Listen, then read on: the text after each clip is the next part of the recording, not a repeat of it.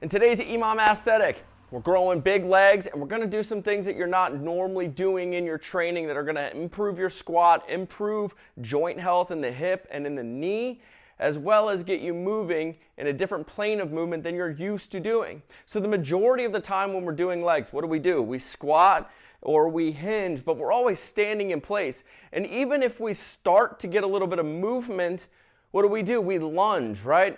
And almost every single time, a lunge is either back or it's forward, and it keeps us either straight forward, standing in place, but we're rarely moving side to side. Lateral lunges is what we're going to be getting into. Now, the goal of this workout, EMOM Aesthetics, is to build muscle, is to work on a little bit of conditioning, to be able to get everything done from a functional side and from a single joint side so that we get a big pump. We're putting a ton of muscle damage together so that our body has to repair itself, and we're adding a bunch of external loads so that you get stronger. Get strong, tear down muscle stress, that way you're getting a big pump and everybody's happy. If you want to check out more of the EMOM Aesthetics workouts, make sure you get into the description below. You can use the code SHRUGGED to save 10%. We're crushing this program. It's been a ton of fun because we're able to get people strong, build the conditioning, do it in short time windows, and we're combining functional movements along with the single joint movements. You're getting the best of both worlds, kind of from the CrossFit side of things to the bodybuilding side of things, and we're able to get all of the benefits, but in a very short period of time of hard work. And one of those things is lateral lunges because we get such a good bang for our buck. And I'm going to walk you through 3 progressions on how you can start to implement them and then make them incredibly difficult. So the very first one, we just want to talk about the form, right? So we're going to be moving with our right leg out. We're going to be kicking it out. And the very first thing we want to come across is recognizing that our toes are pointed forward. I don't want to see people pointing out here because then we're going to be moving in this direction.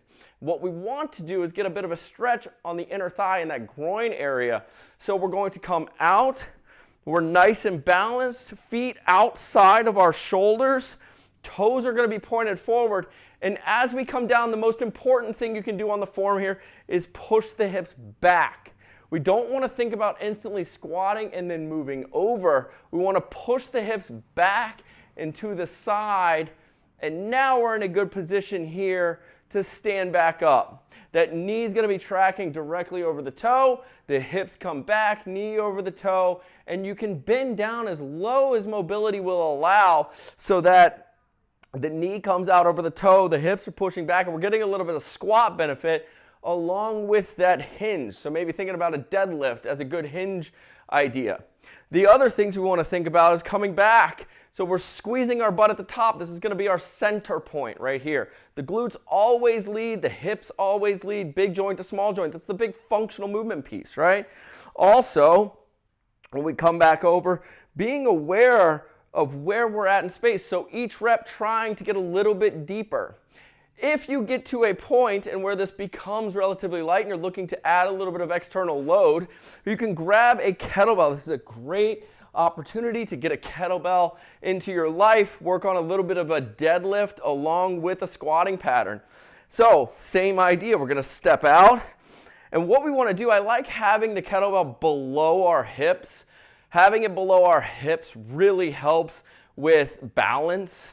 When we start getting the kettlebell into our top half, which we're going to get into with the goblet squat setup, this setup right here allows us to lower our body. We really start to use gravity on our team when we're in this position. We can come down, hips come back, knee directly over the toe, and then we stand back up. If you want to take this even one step further, we're here, we come over, we're down, and then we stand back up.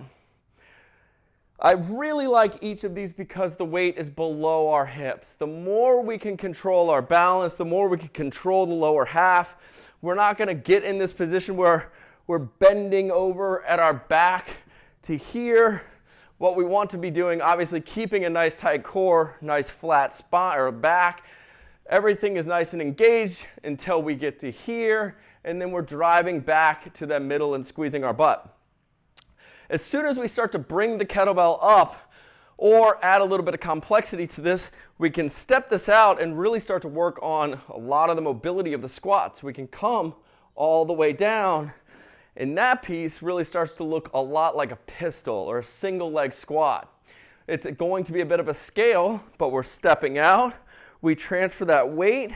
We're getting a little bit of support over here, but as we stand straight up, we're dragging that leg across, and now you're able to get much more of the squatting motion. We initiate with the hinge, and then we head down and all the way up. Now, when we start to add weight above our body, we're combining a lot of these pieces. Now we're stepping over, down, and standing up. And this is going to be the most complex, difficult, requiring the most stabilization of any of the lateral lunges. Bringing that leg across with you is going to add a ton of complexity, tons of core strength, tons of leg strength. We're going to get into today's workout, which is going to be squats. We're going to get into some lateral lunges, as well as some good mornings to work on some hamstring and some glute and some upper back while we're moving through that hinge position. And then we're going to get into a banded movement, which I'll show you in the video. If you want to check out Imam Aesthetics, get into the description right now. Use the code SHRUGGED. You're going to save 10%. The program is flying off the shelves. We're getting people strong. We're getting them conditioned. We're making them look good, and we're doing it in as little time as possible. So get in the description. Use the code SHRUGGED, and we'll see you guys in the workout.